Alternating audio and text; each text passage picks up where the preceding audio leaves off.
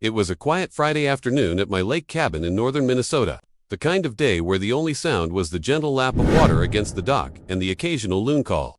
I had just settled onto the porch with a glass of iced tea and a fishing magazine when there was a sharp, rapid knock at the door. Not the kind you give when you're visiting a friend, the kind that announces trouble. I opened the door to find Karen, the self-appointed queen of the nearby HOA community, standing there in oversized sunglasses, clutching a clipboard like it was a weapon. I recognized her instantly. She was infamous in the area for trying to enforce HOA rules far beyond her own neighborhood's boundaries, especially on outsiders like me, but that a hello. She went straight to business. "I'll be using your cabin this weekend," she said flatly, as though she were informing me of a scheduled maintenance appointment.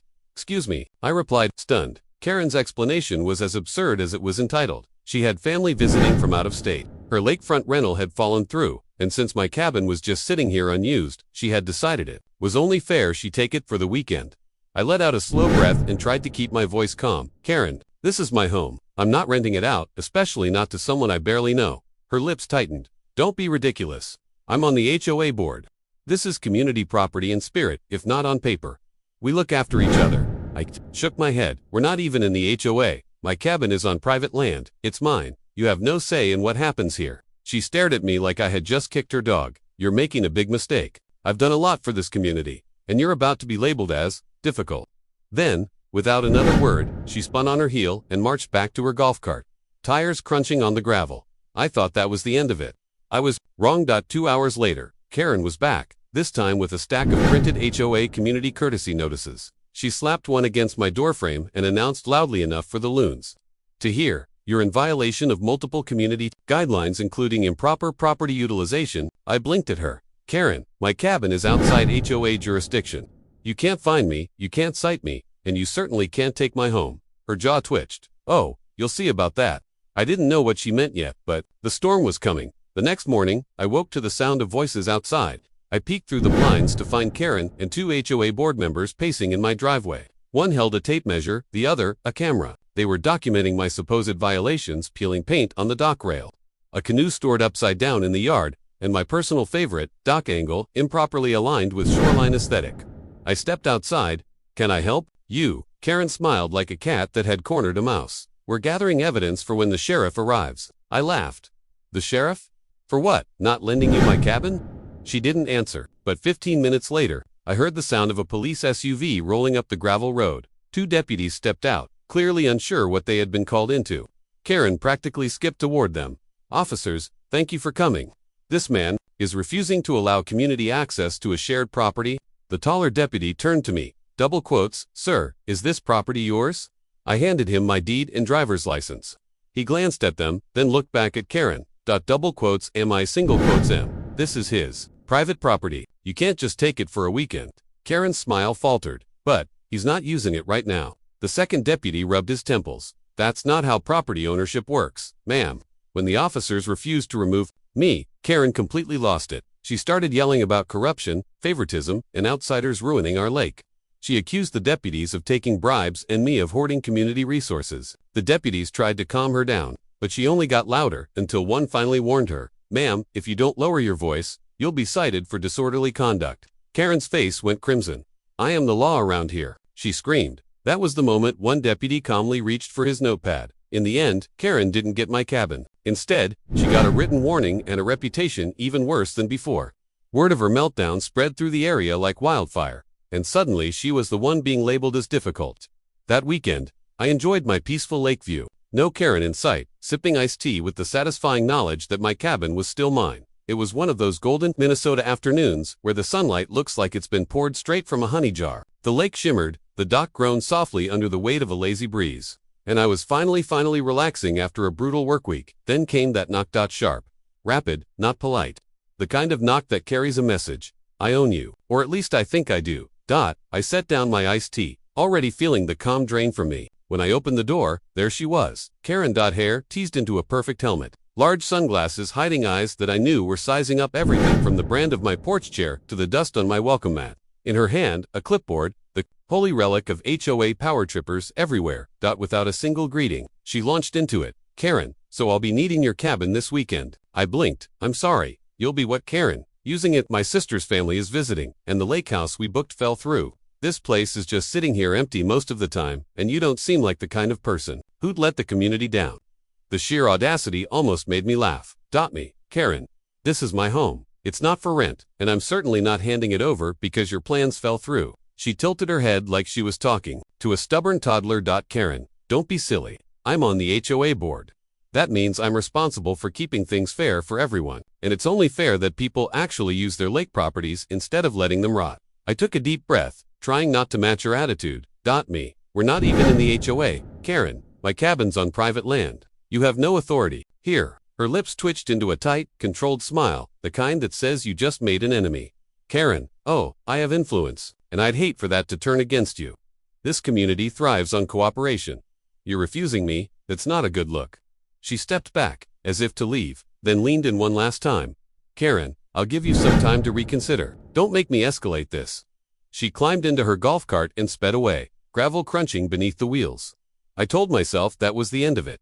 Spoiler, it wasn't. By early evening, she was back. This time, she was armed with a fresh stack of papers that looked like they'd been run through a copy machine since 1993. She slapped one onto my doorframe so hard, I felt it through the wood. Karen, you are now officially in violation of several community courtesy guidelines, including flips page, improper property utilization, obstruction of shared access, and failure to maintain shoreline aesthetics. I stared at her. Me, Karen, you can't find me. You can't cite me. This isn't your jurisdiction. Karen, smirking, we'll see what the sheriff says about that. I should have been worried. Instead, I was mostly fascinated. It was like watching a raccoon try to claim ownership of a car.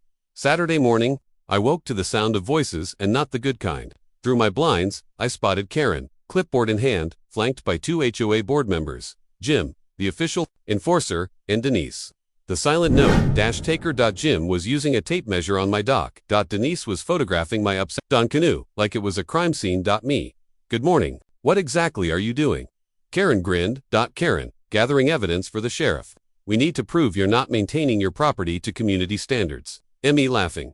Karen, this property isn't in your community. Karen, geography is irrelevant when community spirit is at stake. That's when I heard it, the low rumble of tires on gravel. A police SUV was approaching. 2 deputies stepped out. One tall and broad-shouldered, the other shorter, but with that calm, steady gaze that could quiet a bar fight. Karen rushed toward them like a child reporting a stolen LUNCHBOX. Karen, officers, thank goodness you're here. This man is refusing to allow community access to what is, for all intents and purposes, a shared property. The tall deputy turned to me. Deputy 1, sir, is this your property? I handed him my DAD and ID without a word. He scanned them, looked at Karen, and sighed. Deputy 1, ma'am, this is his private property. You can't take it for the weekend. Karen's smile cracked. Karen, but he's not even using it right now. It's wasted. Deputy 2, ma'am, that's not how property works. Karen's voice rose an octave. Karen, you don't understand. He's been difficult since he moved in.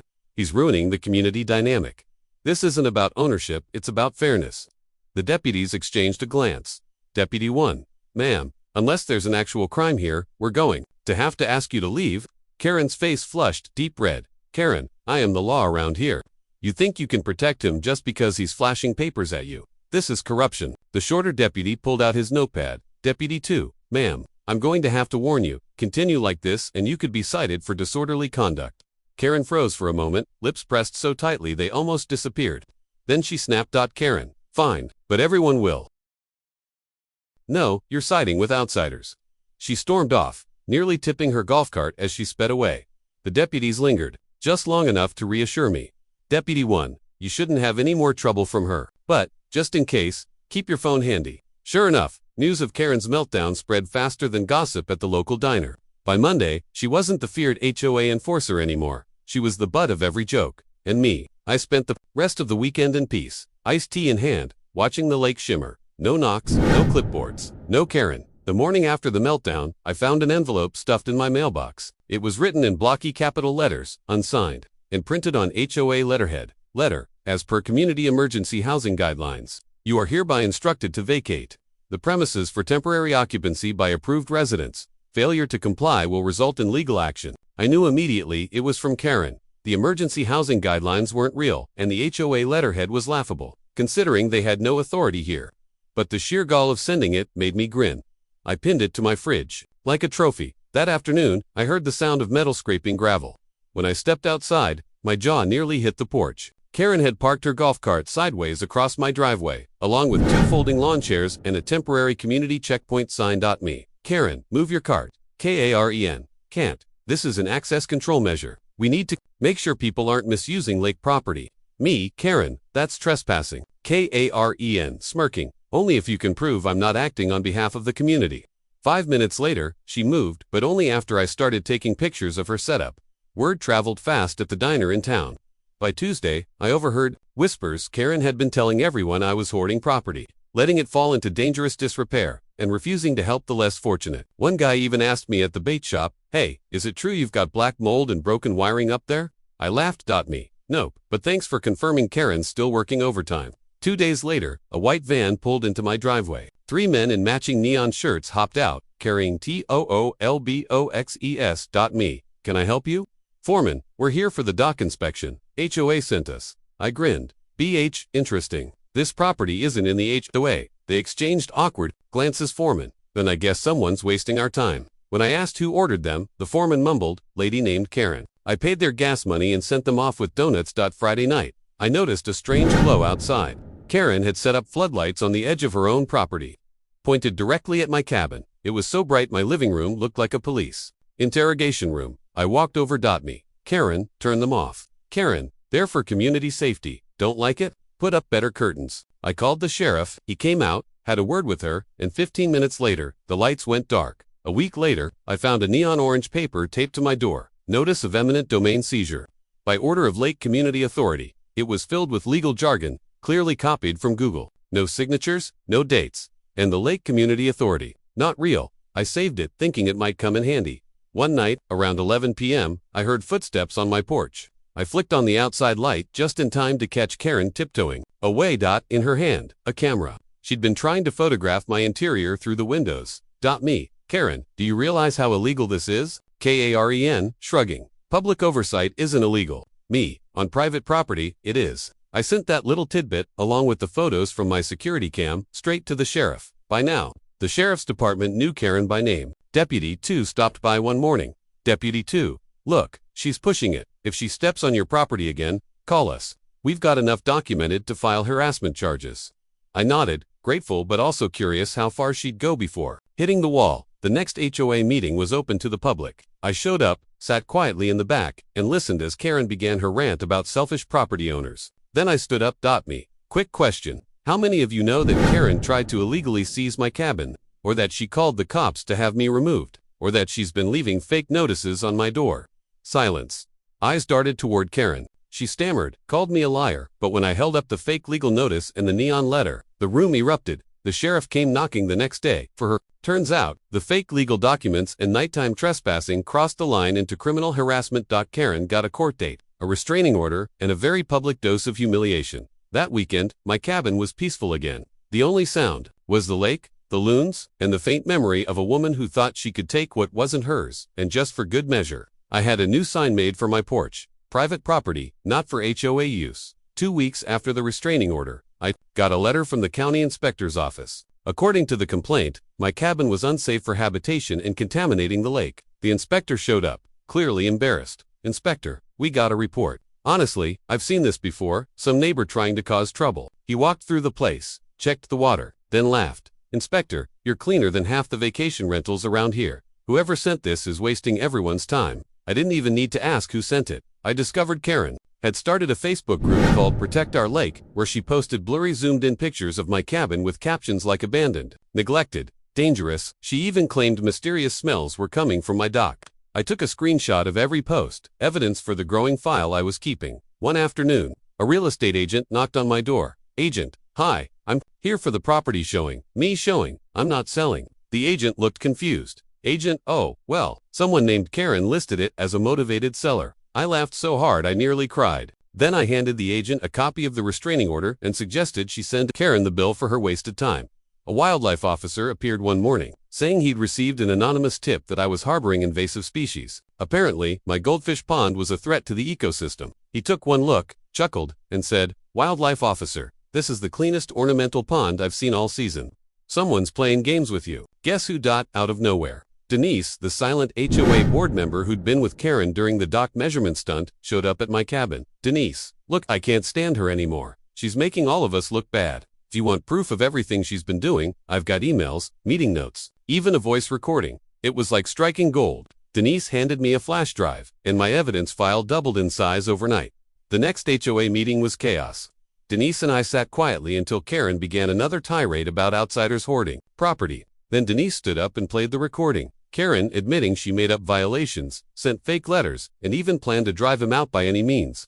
The room turned on her instantly. People were shouting. One man actually slammed his coffee cup so hard it cracked. By the end of the night, Karen was voted out as HOA board chair. Karen showed up to court in a bright pink blazer and a stack of papers. She tried to argue she had a moral right to use my property, citing community good. The judge's eyebrows shot up so high it nearly left his forehead. Judge, ma'am, property law does not work on moral rights. You have repeatedly harassed this man, fabricated documents, and wasted law enforcement's time. He hit her with fines, mandatory community service, and an order to stay 200 feet away from my property. When the news broke, the whole lakeside community minus Karen's small circle of loyalists. Through an impromptu dock party, we grilled burgers, played music, and joked about making no Karens allowed t-shirts. Even the sheriff stopped by for a burger. That night, under the stars, the lake was quiet, the kind of peace you can only appreciate after weeks of chaos. A month later, I heard Karen had put her own house up for sale. Apparently, no one wanted to live next to her anymore. The kicker, she moved to a different neighborhood. With an even stricter HOA, even after her court loss, Karen found a loophole. She sent her cousin Brad to check on the property under the guise of community goodwill. Brad showed up in a fishing hat 3 sizes too small and tried to step onto my dock. Me, Brad, you take one more step and you're trespassing. Brad, sheepishly. Karen said you wouldn't mind. He left when I reminded him the restraining order covered agents acting on her behalf. Somehow, Karen still had influence over a few die-hard supporters. They sent me a petition signed by 12 people demanding I donate my cabin for seasonal visitor use. The kicker, 2 of the signatures belonged to people who had moved away years ago. The sheriff's office called one night saying they'd gotten 3 complaints about blaring music from my property. The truth, I was reading a book in complete silence. The deputy rolled his eyes when he saw. Deputy, let me guess. Starts with K, ends with RN. Karen tried organizing a lake cleanup charity where the central operations hub would just so happen to be my cabin. She even posted flyers with my address on them. I took one down and posted my own note. Charity starts at home, not mine. A local reporter called asking for my side of the property dispute scandal. Turns out, Karen had been feeding him wild stories about me being a hermit millionaire hoarding land for tax evasion. After I showed him the restraining order, the next week's paper ran the headline, HOA chair removed after harassment claims, neighbor speaks out. One Saturday morning, I found my canoe untied and drifting in the middle of the lake. Luckily, my neighbor Rick saw 2 figures in a golf cart drive off just before it happened. He gave me their description. One guess who had matched. By now, people who had once feared Karen were openly rooting for me. Rick, Denise, and even the guy at the bait shop started tipping me off whenever Karen made new plans. It felt like I was part of an underground resistance, except the enemy was a woman with too much time on her hands. Karen's old HOA position came back to bite her. Turns out, she'd reallocated funds to host board appreciation luncheons at a fancy steakhouse. Once the new board found out, they froze her access and ordered an audit. Word was, she might face more than just community service. One evening, Karen showed up at the edge of my property line. She didn't step over, probably afraid of another court date. Karen, I just want to say, things got out of hand. Let's put this behind us. Double quotes me. So you're admitting you were wrong, Karen. I'm admitting you didn't handle it as badly as you could have? Close enough. Months later, my cabin life was peaceful again. No knock, no clipboard, no fake notices. Karen had moved on to feuding with the new HOA board. I still kept the file, every letter, every picture, every ridiculous violation. As a reminder, sometimes when friends visit, I tell them the whole story over a campfire. And when I get to the part where she screamed, "I am the law around here," we all laugh until the loons on the lake join in. I thought I'd seen the last of Karen until she appeared at the local farmer's market. She waved like we were old friends. Karen, oh hey, I'm starting fresh. No hard feelings. I smiled politely, but my gut told me she was plotting again. 2 weeks later, flyers appeared around town. Join the Lake Beautification Committee. Chairperson, Karen. Buried in the fine print, all lakeside owners would be asked to allow committee members to stage work supplies on their docks. I knew what that meant. Another backdoor attempt to occupy my cabin. A delivery truck pulled into my driveway with 3 pallets of landscaping bricks. Driver, Got an order here for Karen, CO, this address. I refused delivery, but took photos. This went straight into the Karen file. One afternoon, I heard a faint buzzing. Looking up, I saw a drone hovering over my dock. It was fitted with a camera, and I swear, a tiny HOA flag taped to the side. I waved at it, and then it crashed into my canoe. Later, Rick told me he saw Karen buying drone parts at the hardware store. Two men in reflective vests arrived, saying they were here for a fire safety compliance check ordered by local community leadership. When I asked who exactly that was, they admitted a lady with a clipboard paid them $50 to check my chimney. Karen's newest move, a self-produced documentary about neglected lake properties filmed entirely on her phone. She even included slow-motion shots of my dock with ominous music. She posted it to YouTube. It got 17 views, 12 of which were me, Rick, and Denise watching it for laughs. I found a giant inflatable fish tied to my dock with a sign, reserved for community weekend. Karen later claimed it was a joke. I didn't laugh, but I did keep the fish. It made a great floaty for guests. Deputy 2 stopped by. Deputy 2, this is the last time. I mean it. One more stunt, and she's in court again. He also mentioned the county was considering a harassment injunction that would cover all lakeside owners. She bothered. The HOA finally banned Karen from holding any leadership role ever again. Apparently, her beautification committee turned into shouting matches, and someone's kayak mysteriously got a hole in it by summer's end. Karen had sold her place and moved 3 counties away.